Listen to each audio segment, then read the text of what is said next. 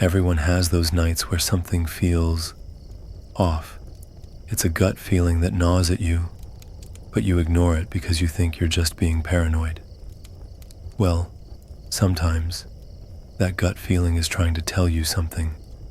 This is the story of one such night, a night that started as something simple, but ended up not so simple. It all started with a call that seemed innocent enough at first, but little did I know, it was the beginning of a nightmare. It was a Friday evening when I got a call from my aunt, someone I hadn't spoken to in years. She was friendly, warm, asking how I was doing. The kind of conversation you'd expect from someone trying to reconnect. She told me about a small dinner she was hosting, and that I should come over. "We'd love to see you," she said.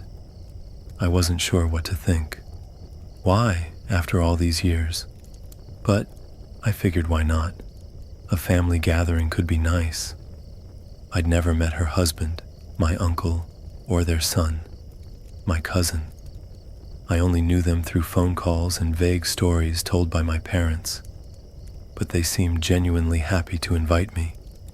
So, I agreed. The plan was simple. Dinner, maybe a game of cards, nothing fancy. I set out that evening. I had the address, plugged it into my GPS, but when I looked at the route, something felt off. The address was in a part of town I'd never even heard of. The roads narrowed, and the houses grew fewer and fewer. I found myself driving through an area that seemed abandoned. No streetlights, no signs of life, just trees, farms, and the occasional dilapidated barn. Every turn I took seemed to lead me deeper into nowhere. The GPS kept recalculating, telling me I was off route. My frustration began to grow, but I didn't let it show. I had to find this place. I wasn't going to let some confusing roads ruin my evening. Finally, I spotted a house that seemed to match the description my aunt gave me. It wasn't much. An old, run-down place with overgrown vines and an air of neglect hanging over it. As I pulled into the rocky driveway, I thought, this can't be right. The house looked like it hadn't seen a coat of paint in decades, and the trees surrounding it made it feel secluded, too secluded. But then, my aunt and uncle came out to greet me. They were warm and welcoming, smiles on their faces. They invited me inside, and I tried to shake off that uncomfortable feeling creeping up my spine. Inside, the house was cozy enough, but there was a strange stillness to it. It wasn't exactly a homey vibe, more like a house stuck in time. I asked where my cousin was, and they told me he'd gone out for a few errands. No big deal, right? People have things to do.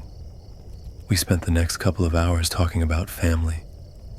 My aunt mentioned old memories of my mom, the family reunion I never went to, the stories they'd heard through the grapevine.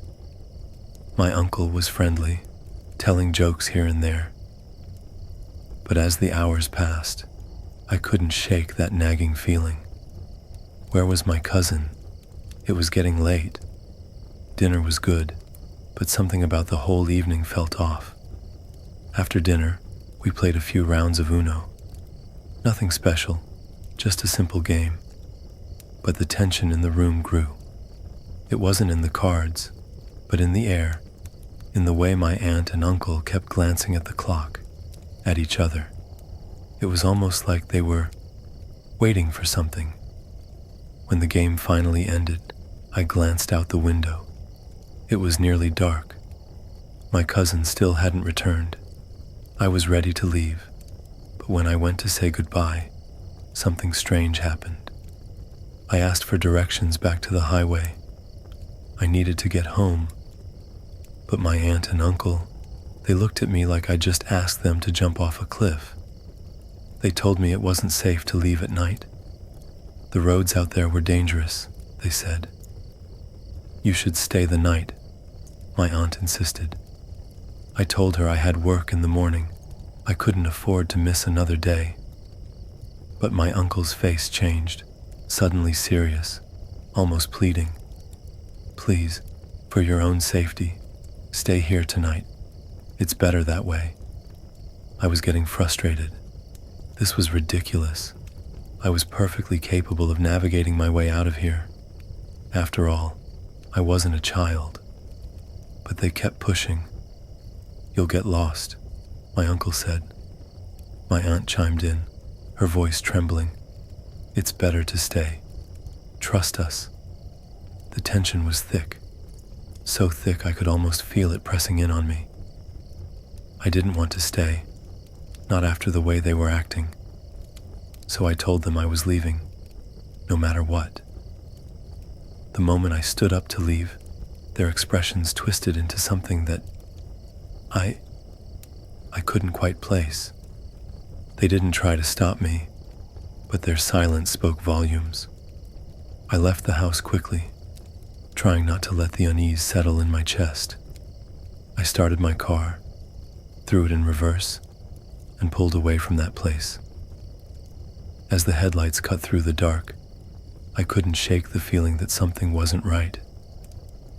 The road seemed longer now, the darkness deeper, the silence louder. And then, I got lost. I tried to follow the map, but the streets seemed unfamiliar.